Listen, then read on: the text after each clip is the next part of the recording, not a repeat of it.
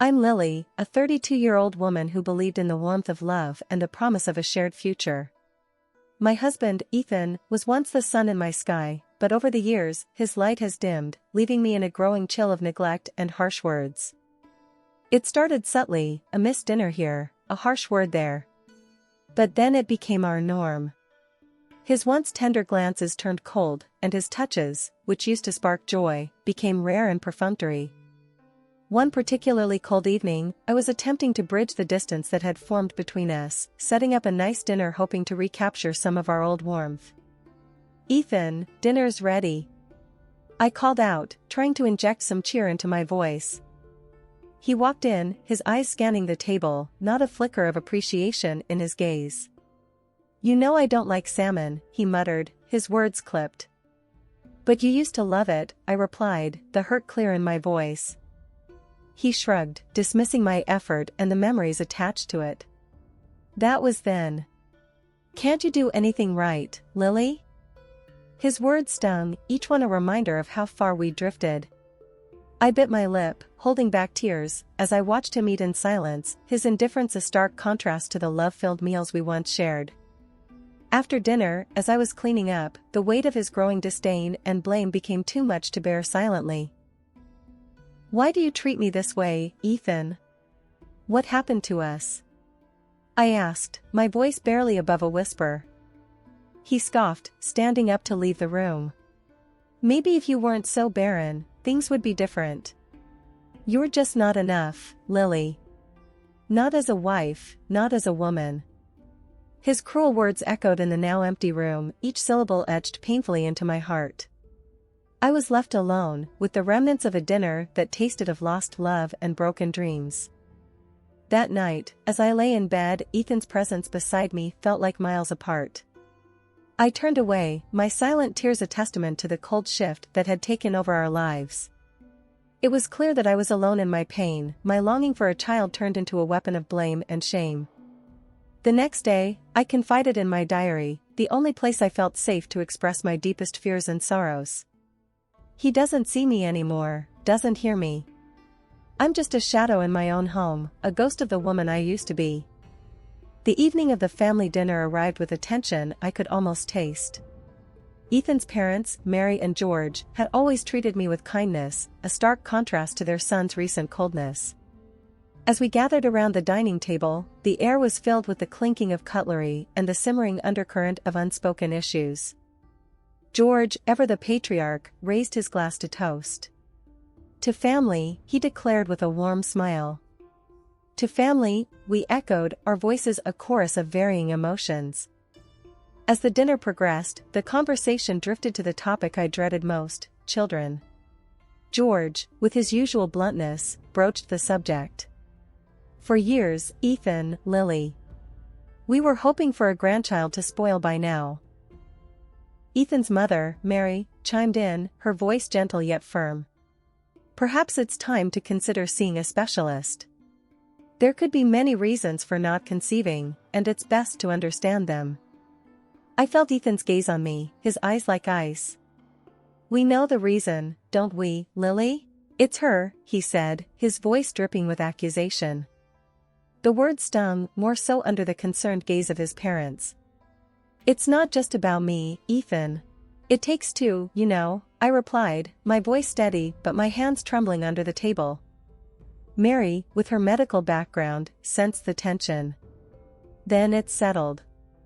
Both of you will go for a checkup. It's the only way to know for sure," she stated, a note of finality in her voice. Ethan laughed, a hollow sound that didn't reach his eyes. "Sure, we'll go. But we already know the answer, don't we?" Later that evening, as Ethan and I cleaned up in silence, the weight of the situation bore down on me. The idea of the medical examinations loomed large, a beacon of hope and a source of dread all at once. "Ethan," I started, breaking the silence, "I'm scared. What if there's really something wrong with me?" He didn't look at me, his focus on the dishes in the sink. "Then we'll know, won't we? Better than living in denial." His words were meant to be dismissive, but I caught the flicker of something else in his voice. "Fear?" Uncertainty?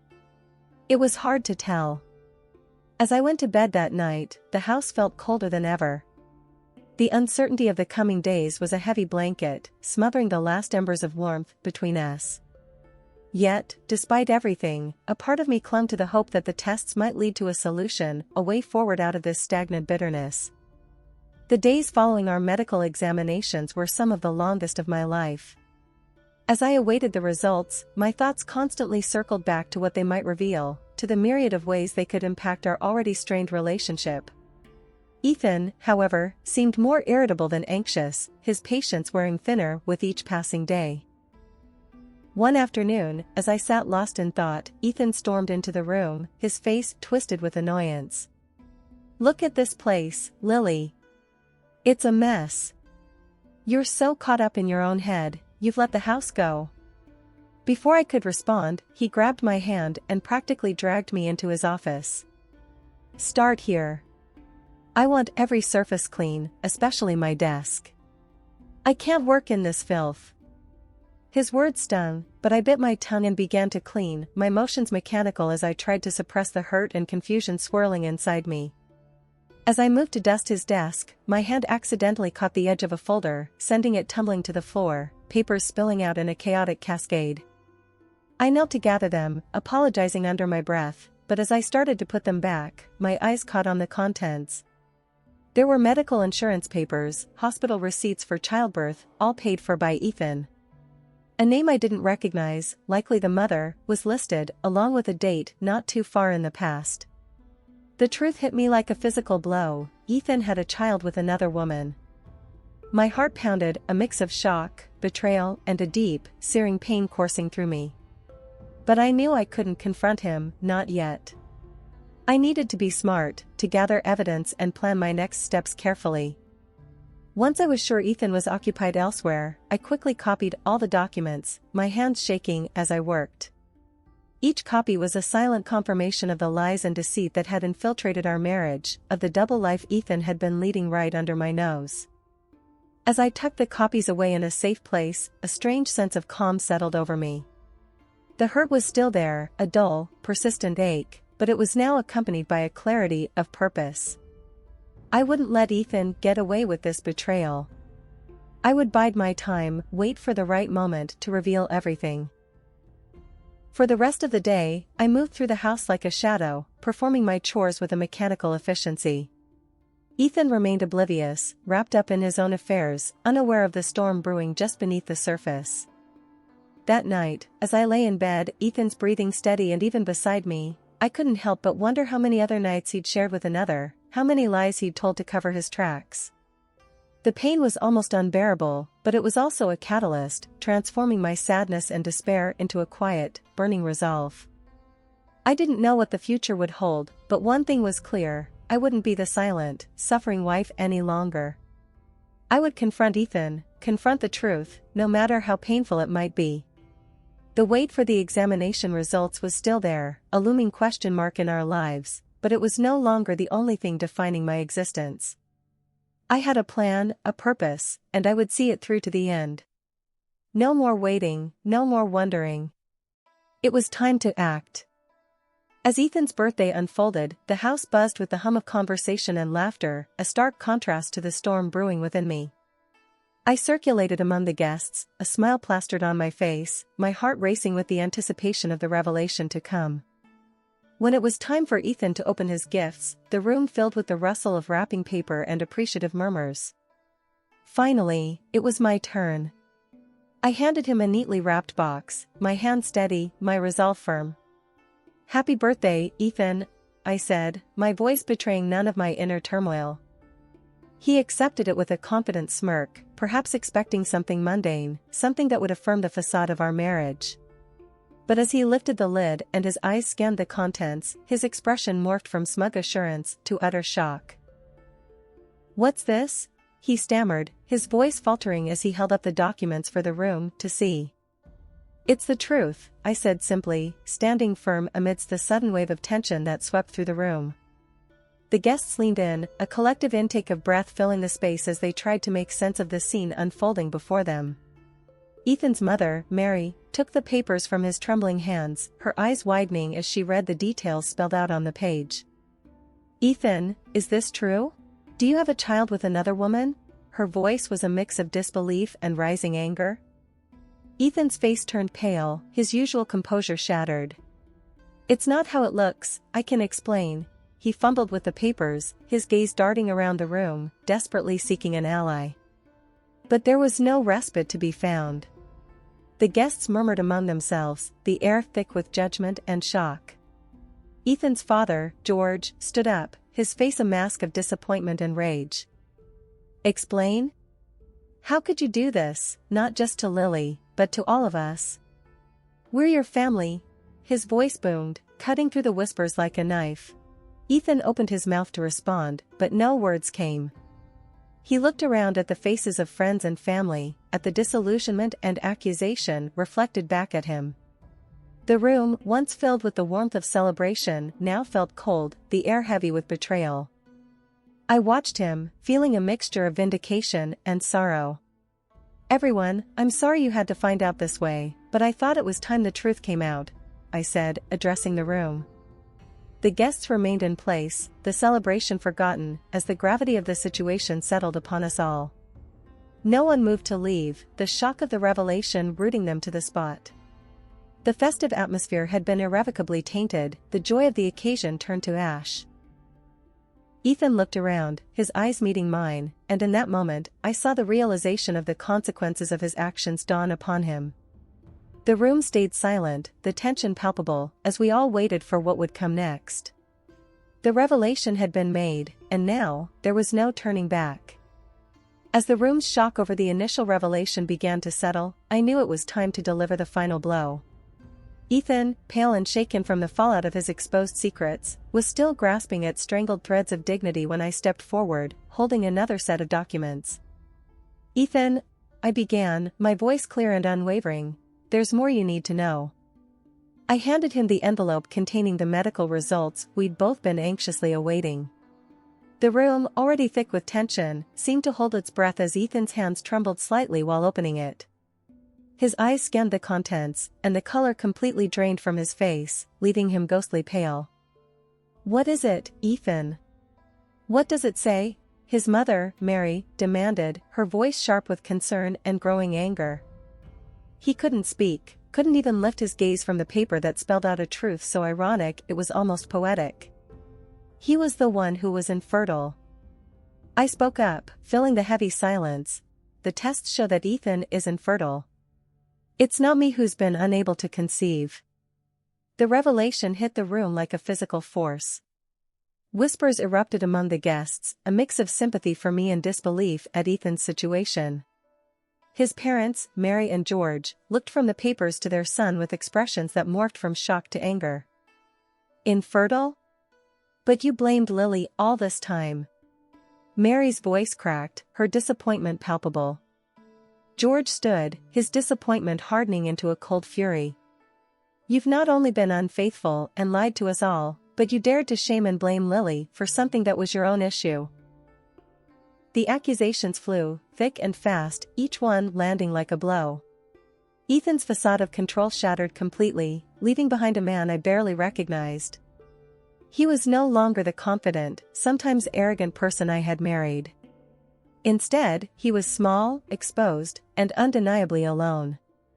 "But I didn't know," he stammered, his voice barely a whisper against the storm of condemnation. "It doesn't matter if you knew or not," George boomed, his voice resonating with finality. "You've deceived everyone here, most of all Lily." The room buzzed with the weight of betrayal and deceit. Ethan's life, once so orderly and controlled, was unraveling before our very eyes. His once loving parents now looked at him with eyes filled with something akin to strangers' disdain. As the room processed the news, Ethan's mother, Mary, turned to him with a mixture of anger and disbelief. "Ethan, if you're infertile, then who is the father of your mistress's child?" The question hung in the air, heavy and ominous. Ethan's shock was apparent, his face contorting into an expression of disbelief and betrayal. I don't know. I never. I never considered she might be cheating on me too. The admission sent a ripple through the room, the guests exchanging looks of disbelief and pity. George, Ethan's father, stood up, his stature commanding the attention of everyone present. "You've been deceived, son, just as you've deceived us all. It's a bitter irony that's hard to swallow." The accusations continued to fly, each word a nail in the coffin of Ethan's once neatly arranged life. His parents, once his staunchest supporters, now looked at him with eyes filled with disappointment and a deep, unspoken sadness.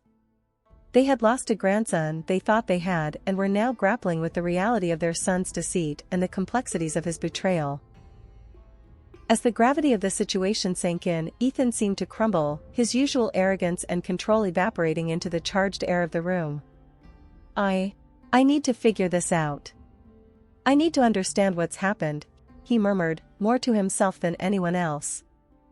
The guests began to leave, the atmosphere too charged with anger and disillusionment to bear. Ethan's parents remained, their expressions grim and thoughtful, a stark contrast to the joy and celebration that had marked the beginning of the evening. The room emptied until it was just Ethan, his parents, and me. The silence that followed was a testament to the broken relationships and trust that lay in tatters around us. Ethan's world had come crashing down, and as he sat there, head in his hands, it was clear that the journey ahead would be a difficult one, filled with introspection, legal battles, and the daunting task of rebuilding his shattered life. For me, the revelation of the medical results was a vindication of sorts, but it was also a reminder of the complex web of lies and deceit that had ensnared us all. As I looked around the room, at the faces of those I had once considered family, I knew that while this chapter was closing, the story was far from over. There were questions to be answered, wounds to heal, and a new path to forge. The tables had turned, indeed, but the full extent of the fallout was yet to be realized. The dust had barely settled after the revelations of Ethan's birthday when I found myself navigating the aftermath of our shattered marriage. The house, once filled with shared dreams and laughter, now echoed with the heavy silence of our broken vows. Ethan, a mere shadow of the man I once knew, tried to approach me the morning after, his eyes rimmed with red, a mix of sleeplessness and perhaps regret. "Lily," he started, his voice hoarse. I don't even know what to say." "What is there to say, Ethan?" I replied, my voice steady, a stark contrast to the turmoil inside. "The truth is out. There's no taking it back." He ran a hand through his hair, a familiar gesture that now seemed foreign. "I know I've messed up, more than I can ever fix. But I was scared, Lily. Scared of what it meant to be infertile, to not be able to give us, what we wanted." I sighed, feeling the weight of his words, yet unable to fully comprehend the depth of his deceit. "Being scared doesn't excuse your actions, Ethan. You lied, you cheated, and you hurt everyone around you, especially me." He nodded, the fight seemingly gone from him. "I know. And I'll do whatever it takes to make it right, if not for us, then for my own conscience." The room grew quiet, the air between us thick with unsaid words and unresolved pain. I knew that the path ahead was one I would have to walk alone, the trust and love we once shared now just remnants of a past life. In the days that followed, I took action. I met with lawyers, collected the necessary documents, and filed for divorce. Each step felt like a liberation, a reclaiming of the dignity and respect I had lost in the shadow of Ethan's betrayal. The legal proceedings were a blur, a series of meetings and signatures that dissolved the life we had built together. Ethan didn't fight it, his compliance a small solace in the storm of our separation. As I walked out of the lawyer's office, the final papers in hand, I felt a mix of relief and sorrow. My marriage was over, the dreams we shared irreparably damaged. Yet, I also felt a spark of hope, a sense that from the ashes of this ordeal, a new, stronger Lily was emerging. The community, once so integral to our lives, watched from a distance, their whispers and pitying glances a constant reminder of the scandal that had unfolded. But among the murmurs, I also found support, friends and neighbors reaching out with offers of help and words of encouragement. One afternoon, as I sat in the garden, the sun warming my face, Mary came to visit. Her eyes were kind, but I saw the hurt that still lingered there. Lily, I just want you to know, we don't blame you. You've handled this with more grace than anyone could expect, she said, taking my hand in hers. I looked at her, the woman who had been like a mother to me, and felt a pang of shared loss. Thank you, Mary. I just wish things could have been different. She squeezed my hand, a silent acknowledgement of the complex tangle of emotions that surrounded us. You'll always be part of this family, Lily. No matter what. The conversation lingered in the air long after she left, a bittersweet reminder of the ties that still bound me to the life I was leaving behind. As I packed up my belongings, each object a memory of the life Ethan and I had shared, I realized that this wasn't just an end, it was also a beginning. A chance to rebuild, to rediscover who I was outside the shadow of my marriage. And as I turned the key in the lock one last time, leaving behind the house that had been my home, I knew that this wasn't just a farewell. It was a declaration of independence, a first step into a future that, while uncertain, was entirely my own. The finality of signing the divorce papers was both liberating and somber. I had filed for divorce from Ethan, demanding compensation for the emotional turmoil and betrayal he caused. My lawyer, a competent and empathetic woman, assured me that the evidence I gathered made a strong case for a substantial settlement. Ethan, on the other hand, found himself entangled not only in our divorce but also in a legal battle with the mistress who had deceived him. He had spent a fortune on medical expenses and supporting the child he believed was his, only to discover the web of lies that had ensnared him. Now, he was suing her, trying to recoup some of his losses and salvage what little dignity he had left. I watched from a distance as Ethan's once controlled and proud life unraveled. There was no joy in seeing him brought so low, but neither was there pity. He had made his choices, and now he was facing the consequences. The man I once loved had become a stranger, one whose fate no longer stirred any emotion in me other than a detached acknowledgement that justice, in its own way, was being served. As for me, I was busy building a new life. The settlement from the divorce provided a financial cushion that allowed me some peace of mind. I moved into a new place, smaller and cozier than the house I shared with Ethan, a place that quickly started to feel like home. It was my sanctuary, filled with my things, decorated to my taste, a visual representation of my newfound independence. I often sat in my new living room, a cup of tea in hand, reflecting on the tumultuous journey I had undergone. The tears and heartache felt like a distant memory, and in their place was a growing sense of self-awareness and strength. I had survived the worst of storms, and now relished the calm that followed. Friends and family were a constant source of support, their love and care helping to mend the parts of me that were broken by Ethan's betrayal. They cheered me on as I took the first tentative steps into a future that was entirely my own, unshaded by the expectations or failings of another. In the end, I found that I didn't need revenge or to see Ethan suffer. My greatest triumph was in reclaiming my life, in proving to myself that I could move past the pain and emerge stronger and more resilient. The wounds he inflicted would always be part of my story, but they no longer defined me. Instead, they were a testament to my ability to overcome and to thrive, despite the odds. As I closed this chapter of my life, I felt a profound sense of closure and optimism. The journey ahead was mine alone, filled with opportunities and experiences waiting to be discovered. And as I stepped out each day, I did so with a lighter heart and a certainty that no matter what the future held, I was ready for it, stronger and wiser than ever before. Ethan was a chapter closed, a lesson learned, and now it was time to write new stories, ones filled with hope, growth, and the promise of a better tomorrow.